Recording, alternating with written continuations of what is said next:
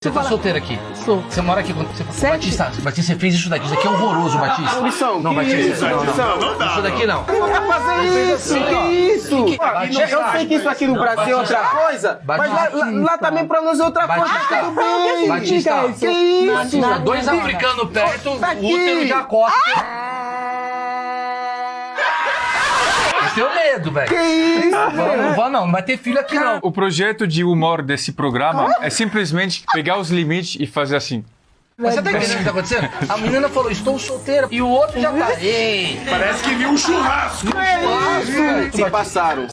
Batista, não. Nossa, eu tô ansioso, Maurição. Tô ansioso. Não tomei meu remédio hoje. Tá tomando remédio? Eu tomo De quê? remédio, é? De depressão? É. O que você acha do preto com depressão? Coisa de branco, não é? Quando vir pro Brasil, é capaz de ter depressão? Não, porque não tem Ela depressão. tem. Ai, mas tô bem.